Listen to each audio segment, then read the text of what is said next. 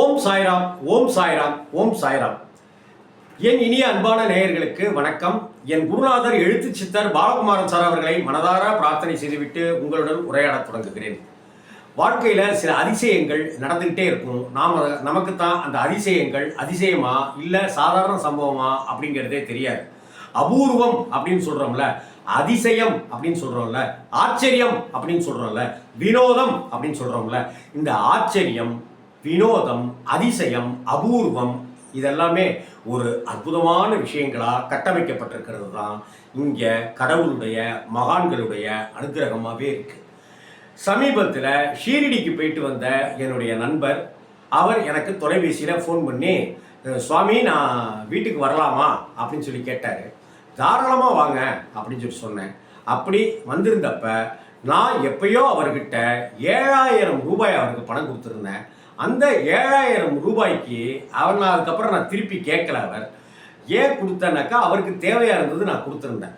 அதுக்கப்புறம் நானும் பல பொருளாதார நெருக்கடிக்கு ஆளாயிருந்தேன் அப்படின்னு சொன்னாலும் கூட நான் அதை அவர்கிட்ட நான் கேட்கல.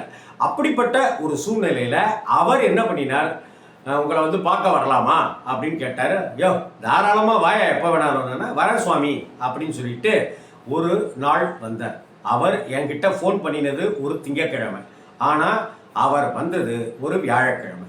சரி வந்தார். வந்த உடனே சாய்பாபா பிரசாதம் அப்படின்னு சொல்லி ஷீரடியிலேருந்து வந்த பிரசாதத்தை எல்லாம் கொடுத்துட்டு அதற்கு அப்புறமா இன்னொரு அந்த மஞ்சள் பைக்குள்ளார இன்னொரு மஞ்சள் பை வச்சுருந்தார். அந்த மஞ்சள் பையை எடுத்து என்கிட்ட கொடுத்தார். இது என்னது அப்படின்னு பார்த்தாக்க அப்படியே பிரித்து பார்க்குறேன்.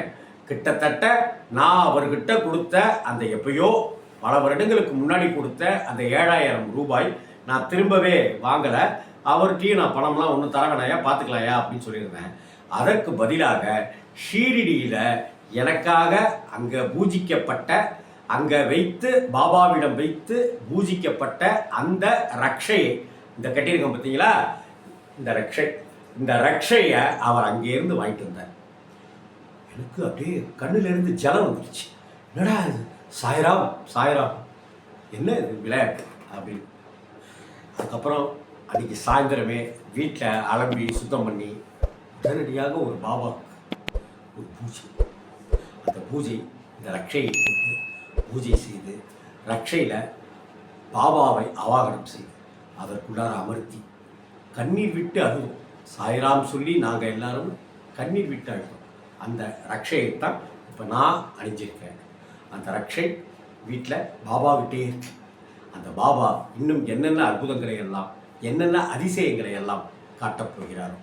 அந்த எங்கள் பாபாவோட பேர் சொன்னேன் இல்லையா, ஐஸ்வர்ய பாபான்னு, பிரபல பின்னணி பாடகர், ஐயப்ப பாடகர், பக்தி பாடகர் வீரமணி ராஜு அண்ணா ஐஸ்வர்ய பாபா அப்படின்னு பேர் வச்சார் இல்லையா, அந்த ஐஸ்வர்ய பாபா இன்னும் பல ஆச்சரியங்களையும் அமானுஷ்யங்களையும் அதிசயங்களையும் இந்த ரக்ஷையின் மூலமாகவே தருவார் அப்படின்னு தான் நான் நம்பிக்கை வச்சிருக்கேன். ஓம் சாய்ராம், ஓம் சாய்ராம், ஓம் சாய்ராம்.